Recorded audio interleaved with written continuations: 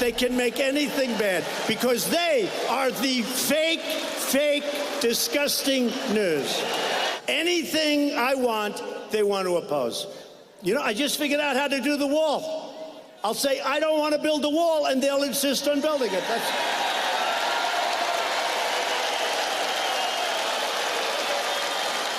I just figured that out right now. Lather, rinse, repeat. It is a time-tested strategy for Donald Trump. Bash the media and listen to the people cheer. That is the basic formula, part of a larger strategery, if you can call it that, heading into the midterm elections. But here's the question. Is throwing red meat at crowds in Pennsylvania and beyond really going to persuade the voters that Republicans need to maintain control of Congress this November? Philip Bump of the Washington Post wrote about the crowd last night at the rally. One thing was very clear. The people who were there to see Trump, not the people that Trump was stumping for. Quote, it's certainly the case that there were more overt supporters of QAnon there than there were of Republican gubernatorial candidate Scott Wagner or Senate candidate Lou Barletta, who was ostensibly the reason for Trump's visit. One guy with a Lou sticker didn't want to talk. One woman with the Scott Wagner shirt explained that it was her only political shirt, and then she also called him Scott Walker. Scott Walker, former governor of Wisconsin. He ran for president. Joining us now, Democratic Congressman Eric Swalwell, a member of the House Intel and Judiciary Committees, and at the table, my friend, the Reverend Al Sharpton, president of the National Action Network and the host of Politics Nation here on MSNBC, a regular Friday seat at this table. Great to see you, Rev. Congressman, we almost always have you on this program and on this network talking about Russia and collusion and obstruction and judiciary and intel stuff. I'm going to ask you about politics today. You're watching Donald Trump. You're watching Donald Trump giving these speeches. There are kind of always variations on the same theme with the slightly different moving parts, different stanzas, but the same chorus and the same melody. Is this the way you win in the current climate that we're facing? Is this the kind of thing, if you're a Democrat, you're looking at this saying, man, I hope he keeps doing this all the way to November?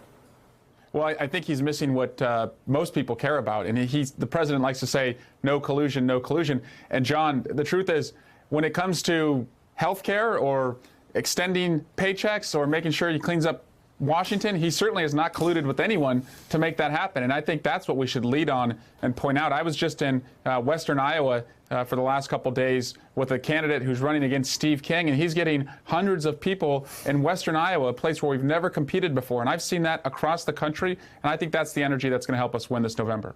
For a little while, Congressman, it looked like we could see in the polling, earlier in the year we said blue wave, blue wave, blue wave, and then it looked like things were tightening up in some of the generic ballots. We're looking at some polling that looked like Republicans at least feeling a little bit more confident or not totally, like they were totally doomstruck. That seems to have swung back in the opposite direction in these last few weeks. Republicans and Democrats alike that I talked to on Capitol Hill all now are like bracing for the blue wave and trying to figure out how big it's going to be, but not really denying that it's coming. What is your sense of confidence level in Democrats retaking control of the House? And could it really be like a giant tsunami, or is this going to be a tight-run thing? We have the candidates for it to be a tsunami, and I've met many of them. About 60 of them are under the age of 40. They're veterans, small business owners, doctors, many women who have stepped up and 18 months ago never would have imagined that they'd be running for Congress, but they see a wrecking ball president and they're inspired to want to help their community. And so I do think we are expanding the map as far as where we can compete. But when I talk to them, it's not about Trump. One candidate said to me, he said, in my district, Donald Trump is like smog.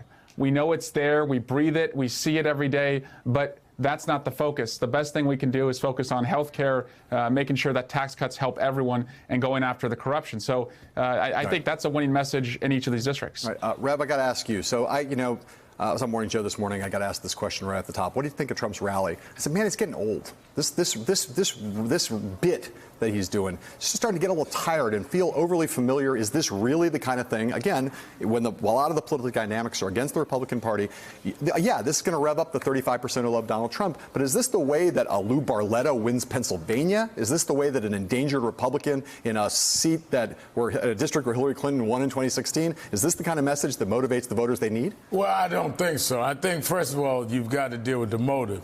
The two things he tries to discredit at all of these rallies is Mueller and the press, because he's trying to destabilize anything that comes out that may point to him being guilty of anything. So he wants to really bury in everyone's psyche, don't believe the press, don't believe Mueller. So that's the motive. The act, though, is wearing thin. And, you know, I said right after he was elected, when I was a kid, James Brown, the singer, used to help my youth civil rights work.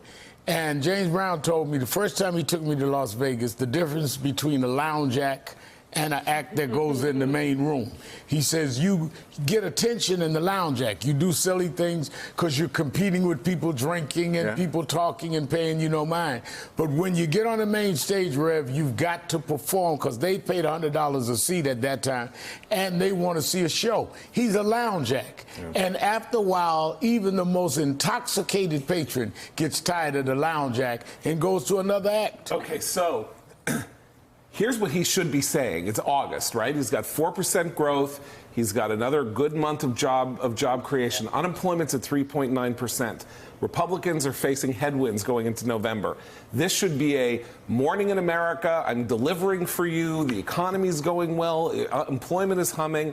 And what is he doing? He's yelling about the press and he's screaming about Russia. It doesn't make political sense. And it suggests, you use the lounge act comparison, I would say it's like, he's a pitcher, he's in the majors, he's got a fastball, he needs to develop a curve and a slider, and he doesn't have a curve and a slider. It makes political sense if the only thing he cares about is getting out of the Mueller investigation and having the questions about Russia stop. That's all he cares about. And we can tell because the president has the bullhorn of going around and doing these rallies, which every president has. If we point back to Obama, he pulled that out a couple of times to pass health care, the stimulus. Those were clearly his number one priorities. When Trump uses the biggest megaphone that he has, he does so to protect himself from an investigation. But if he is trying to protect himself, the thing he most needs to protect himself most from is impeachment, and that would mean trying to do what he could to keep a Republican. But I got understands politics and how to. Hey there, I'm Chris Hayes from MSNBC. Thanks for watching MSNBC on YouTube. If you want to keep up to date with the videos we're putting out, you can click subscribe just below me, or click over on this list to see lots of other great videos.